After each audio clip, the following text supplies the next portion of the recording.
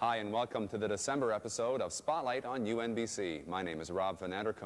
The December show just would not be the December show without our annual UNBC Christmas gift ideas, and we'll have that later.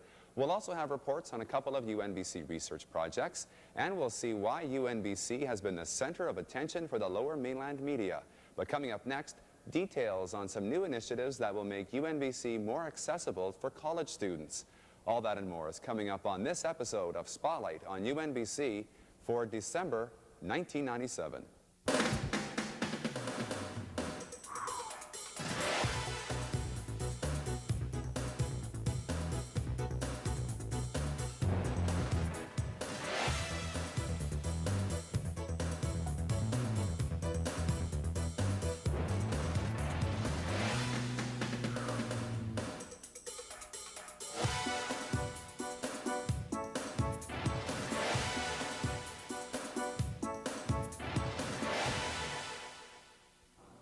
The community college system is the #1 single source of UNBC students, and a number of measures were recently announced to make UNBC even more accessible for college students.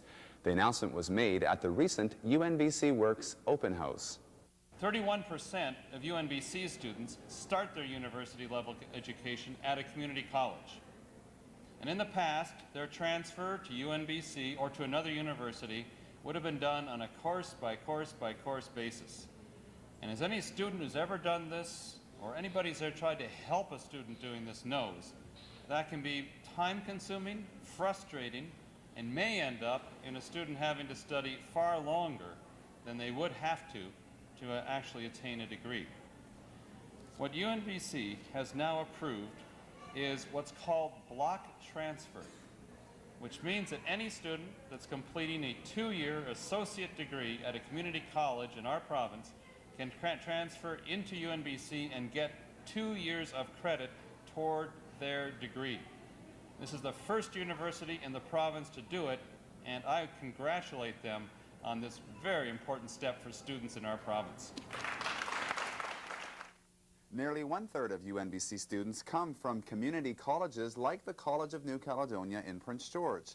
The new block transfer arrangement not only cuts down on the cost of acquiring a degree, it gives many students more options. Marinus Langeler is one example. You can feel trapped in the college, and you'll end up having to do a full tour because you feel you're locked in because you can't transfer. I felt a little bit like that because the only courses I did well in were courses that not a lot of other places actually had. Yeah. Like art history. I did really good at that, but it's not really useful, and there's not even an art history program here at UNBC. Yeah. I was just lucky that they accepted it. I heard one horror story of some student who had to take intro psychology 3 different times because they went to 3 different institutions, and every institution said, "Oh no, you got to do it again." And so for people who, it's costly to go to university, it's costly to go to colleges. You're not working at the time most of the time, or you're only working part-time. People want to know that they're going to get through their degree as quickly as they can and as reasonably as they can. And we're saying, and I don't see why we wouldn't say this, an associate arts or associate science degree at any of the colleges actually, they're all university transfer courses, and we're just saying we recognize that, so we're going to give you 60 transfer credits. We're not going to articulate this course by course. We're going to say if you've got an associate arts degree or an associate science degree from any of the colleges in this province, you come into UNBC with 60 transfer credits. UNBC is also giving priority admission to students with an associate degree from a BC college. And finally, they've said a university should recognize work that students have done at other institutions. And now, to an extent, again, I think unparalleled in the BC university system, they're walking the talk on that. They're willing to grant 90 credits towards a degree for work done at another institution. And this, too, is groundbreaking.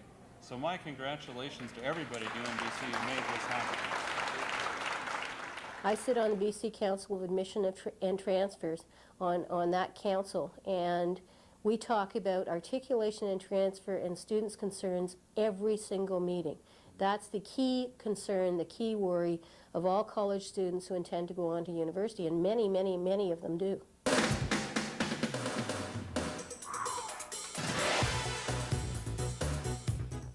The month of November saw UNBC get its best media exposure in the Lower Mainland since the Queen officially opened the campus. Highlights included live appearances on both the Knowledge Network and BC TV, which followed the attention given the Premier's Northern Summit.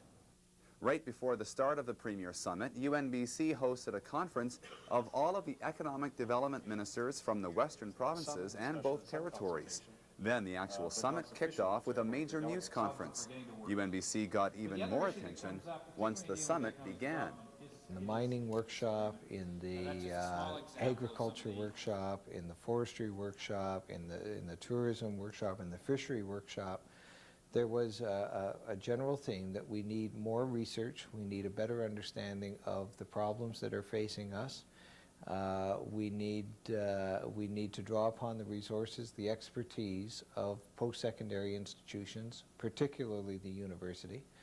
The recognition of the importance of UNBC to the future development of the North was being commented on over and over again by people who had no direct relationship with the university, but understood that universities are a major resource for regions that are experiencing difficulties and problems, and planning and preparing for further economic development. UNBC was the major coordinator of the summit homepage, but many media sought the Northern BC expertise of the faculty.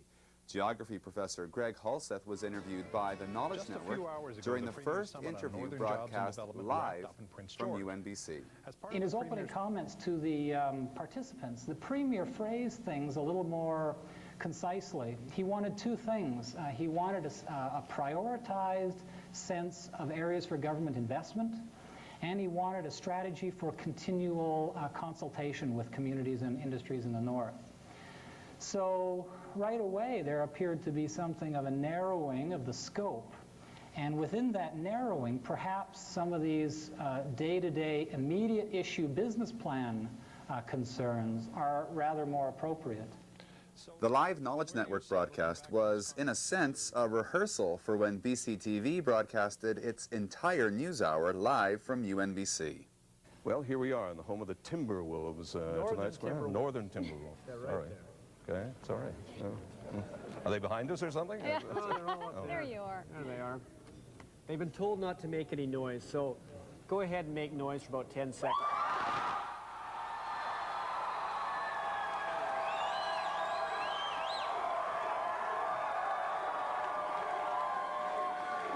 And there's, I don't know if you can get a shot of that. There's a young lady in the front row, Andrea Hertzak, who's running out of cash. So Doris Hertzak, send money. And while you're at it, you can send me a little bit too. I'm getting a little short myself in more ways than one. Anyway, we're going to talk about some things that are happening up here. We're also going to wonder what's going on with the Canucks. That's a mystery nobody can solve, even at this fine institution. And we'll be talking about soccer, basketball, all those things that idiots like me talk about. Yeah, That's it. Had a great day here in Prince George. People at UNBC have been terrific, very hospitable.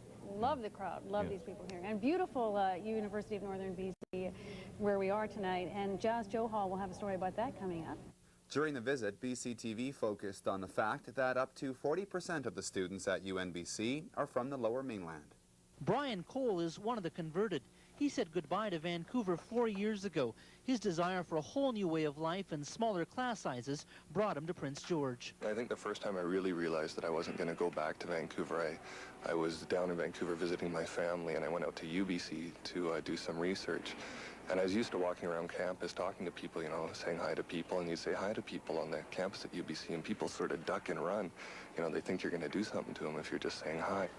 The BCTV broadcast was great for student morale, and with more than 500,000 viewers, the NewsHour broadcast gave UNBC incredible exposure, especially considering that a 30-second advertisement during the NewsHour is worth about $5,000.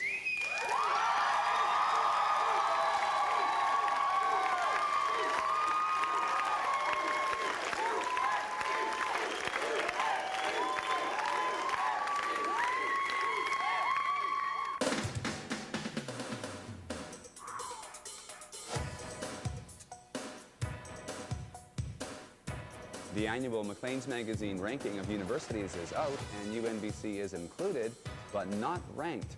A lot of the Maclean's info is gathered over a 5-year period, so UNBC won't be officially ranked until next year. Nevertheless, some information was included about UNBC.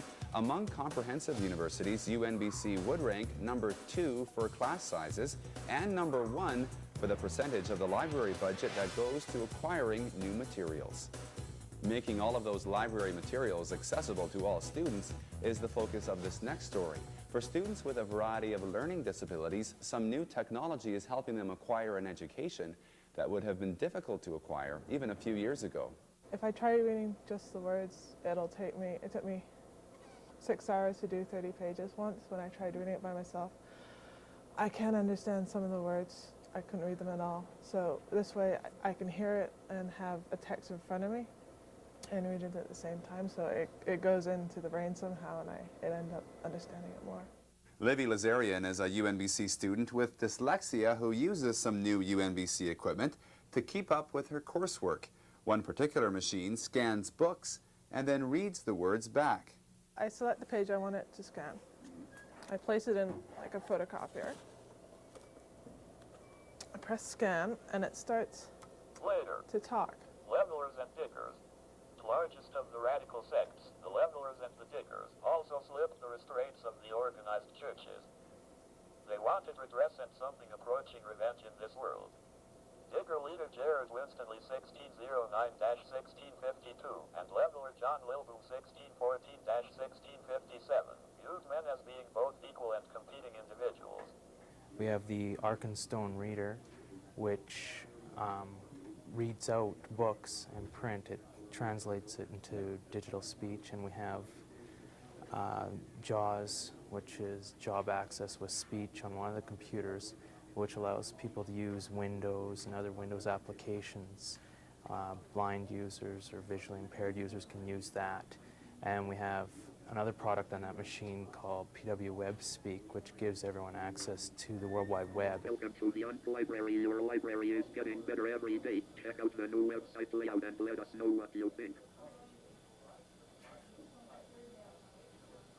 Library services. Account information, renew your books, or find out if you have any fines. The reserve reading room. Find out what books are in the reserve reading room. Put items in the reserve reading room. Interlibrary loans, order books from other universities. Book request, put in a request for a book you would like to see in the library.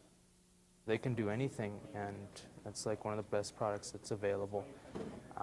You can use any Windows application just like any person would, as easily as any person would. There is some learning involved with the keystrokes and stuff like that, but that's to be expected, just like anyone learning a computer.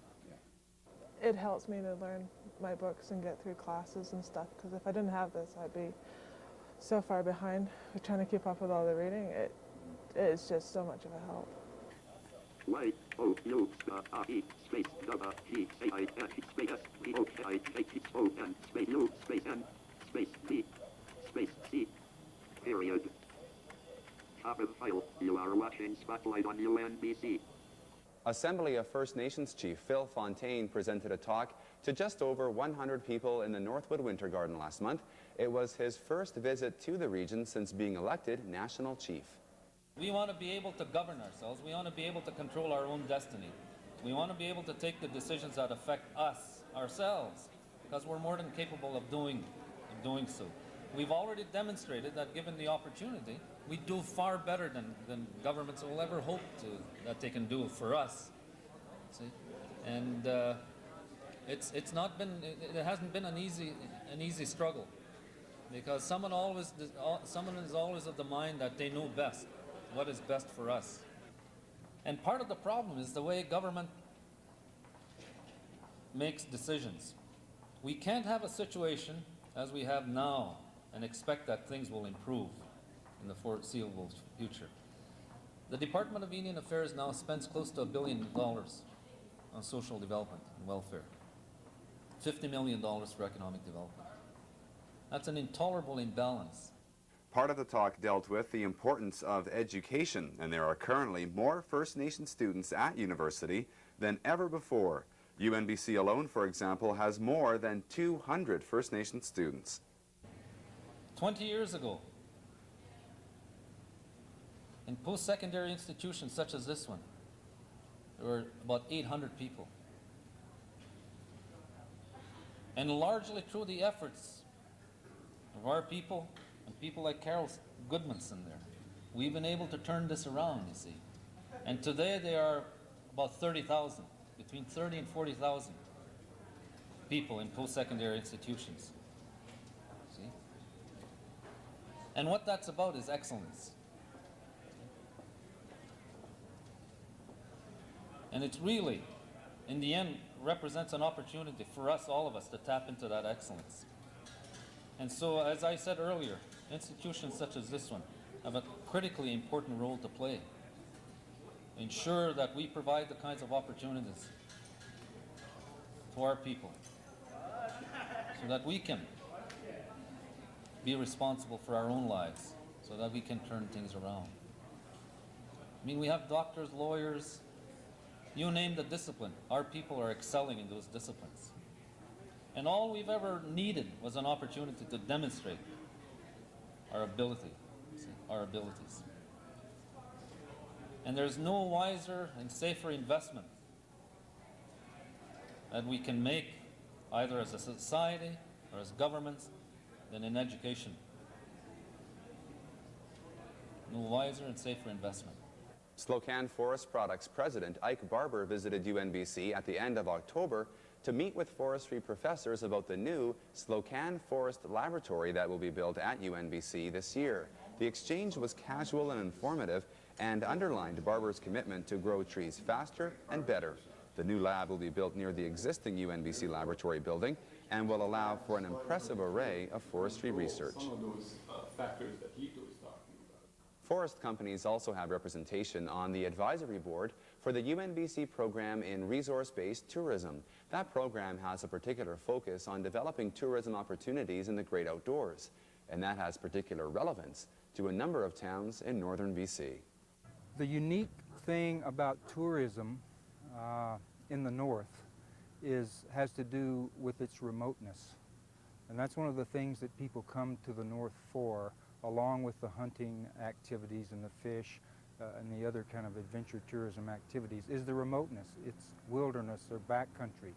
And that type of a resource is dependent on the natural setting in which it takes place. And so what UNBC is offering, both in its resource recreation program and its resource-based tourism program, are skills and knowledge that enable resource managers to keep natural settings natural. The recreation and tourism programs were initially designed to have particular relevance on issues of tourism development in the north. Those broad goals are often given more shape by the advisory board, which includes reps from different geographic areas as well as different sectors of the industry. I know all of us on the advisory board for the resource recreation program and the resource-based tourism program. We go back to our communities when we leave here, at least to those of us in the north, and we talk about what UNBC is doing. And we also bring co-op students out there. So we're disseminating that knowledge, and when the students are out there, they're learning and also talking with local people too. The tourism boards, they're finding out what UNBC has to offer, and they're getting valuable information on how to go about developing tourism opportunities in the north. If you ever get so mad that you can actually feel your blood pressure rise, this story is for you. UNBC psychology professor Ken Prkachin is leading a research project that will examine the relationship between anger, blood pressure, and heart disease. No, we don't know that solidly at this point that anger is associated with cardiovascular risk. And even if we did, it's not really very useful knowing that unless you know how it's working. So, and that's one of the really novel elements of this work, is that what we're trying to do is to understand the underlying physiological changes that take place that lead to the development of heart disease. This project is an attempt to understand the link between anger and heart disease, and doing that requires an assortment of special equipment. During interviews with subjects, researchers attempt to elicit anger and then measure what exactly is going on. We can measure a whole bunch of different things that are going on every beat of the heart. So here we have the percentage of blood that's being ejected by the left ventricle. Here we've got the heart rate. Here we've got the amount of the amount of blood being pumped on each heartbeat, and so on. How do you wish that it had ended?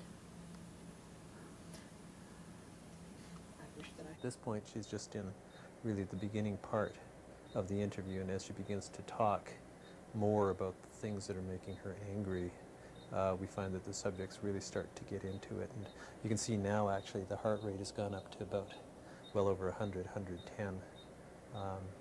And you can see, particularly down here, you can already see a trend where the diastolic pressure is rising quite substantially, actually. This is probably the most sophisticated cardiovascular psychophysiology lab maybe in the country, certainly in Western Canada. We need to be able to, first of all, understand how anger works.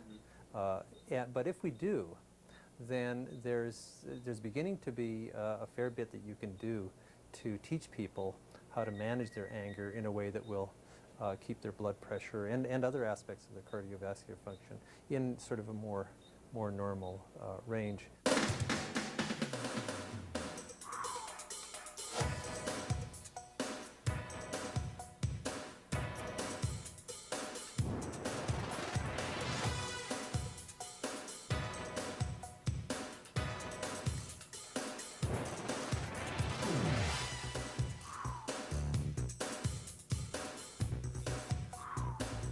As you've already seen on this program, UNBC has a high profile in research on health and resource issues, but the same is true for community planning. UNBC Environmental Studies professor John Curry and graduate student Heather Oland have been compiling information on farmers markets and are applying their research to the revitalization of downtown Prince George. We're standing at the farmers market here. It's the end of the season, so there's not as many booths as normally, but you come here during the summer with its new location this year, and this place is just full of people. They're coming down not only to buy food, vegetables, produce, but they're coming down to meet their friends, to socialize, to go across the road to the coffee shop, to have a coffee, to go and buy other products or services downtown. So the research that we've covered shows that farmers markets really bring people into the downtown core, and the existing retailers actually benefit because people spend more money down here, because they use it as kind of a place to recreate, to socialize, to enjoy themselves. It's really important to have the goal of the market to be support local agriculture and local artisans. If that's the goal, then the market will remain a true local strong market. We learned that it's really important to have a downtown location. It gives people a sense of place, and this is a really nice location here. It's got the civic building behind it. Heather and John visited farmers markets across Canada and into the U.S. They presented their findings at a public forum and slideshow and got a good response from the local Farmers Market Association. Andrew Snye is the group's new president. Together with a partner, they make their own soap and hygiene products and sell them at the farmers market. His research will play a very important role when City Hall sees how other farmers markets look, how they've grown, how they've helped the downtown. I mean, this is hardcore evidence. We can blow smoke. I mean, we can tell people this till they're blue in the face, till we're blue in the face, and they won't believe it until they see, you know, for themselves the hardcore facts, which John has, and I think that's very important. We're a community that was built quickly in response to the railway and various other things. Now I think we have to build a little slower and really start thinking about how we can make a downtown that's socially active. It can be done. It can be done in the next 10 to 20 years very easily by bringing the business community together, City Hall, and now we have the university with professors up there who have an interest in urban planning and urban design. So it's kind of like for many, many years we had the pieces, and I'm kind of hoping now we can put all those pieces together.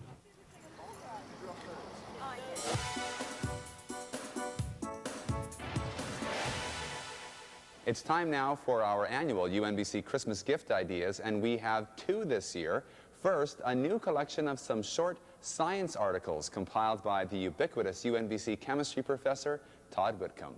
You could read them anywhere, in the car, in the bathtub, just anywhere that you have 3 minutes of time. Who would read it? Anybody who's interested in maybe getting a bit of a different insight into science, maybe getting some of their questions answered. There's an essay in there on why the sky is blue, a perennial question that kids ask. But there's also essays in there on carbon dating, on can-do reactors, on even Santa Claus is in there. Part of the $10 cost of the book will go to support scholarships at UNBC. There are 63 articles in total covering even such bizarre topics as the famous paper towels versus hand dryers debate. Are you going to give it to anybody as a Christmas gift? Oh yeah, yeah. I'm giving it to my. I'm giving a copy to my siblings, my brother and 2 sisters. They're getting a copy for Christmas. I gave one away as a birthday present too. And now something with perhaps a little less popular appeal. A pair of UNBC professors have recently finished recording their first album. It may just be the perfect gift for the person on your list who's debating whether to become a rock and roll star or a university professor, because these 2 guys are showing that you can be both. Well, the music, I don't know what age group it is, you know. We're doing this all wrong. We should be, rock and roll's a young man's hobby, but, well, not that we're old, but we're doing this backwards. We should have started years ago. Mm-hmm. So I don't know if we're going to be successful or not, who knows. Do you care? Yes, Well, yeah. Successful I think is important, very successful. A lot of money. Don't worry if you can't tell the difference between when these guys are serious or when they're joking, because they're never serious. They even had me playing drums for them, and if that's not a joke. Unfragmented acronym, little too much, little too late, recommending nothing. Like, do you want it someday? Actually, What's your Cornell. goal? We'd like to go to Cornell with it. We want to play in front of the giant pan, that thing there. We like playing in front of giant things, you know, lobster. And then, you know, if things go well in Mr. Cornell, we Peachy. might go to Williams Lake. What's the is there a giant thing in Williams Lake? I don't think there is there? It's a big It's a lake. big lake there. We could play in front of the giant lake. Fragmented acronym, little too much, little too late, recommending nothing. What are you working on lately? We just happen to have it right here. This is Phil and I with a bit of sound effects.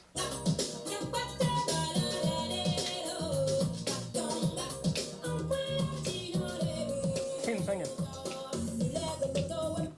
Not bad, eh? Yeah, I like It's a bit of a departure for us. Unfragmented acronym, little too much, little too late, recommending nothing.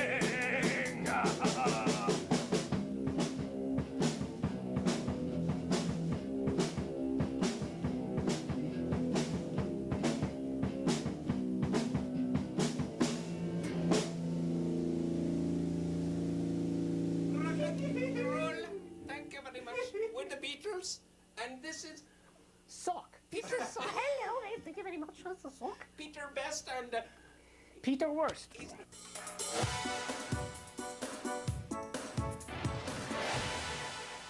Thanks for watching this episode of Spotlight on UNBC, and on behalf of everyone at UNBC, have a Happy New Year.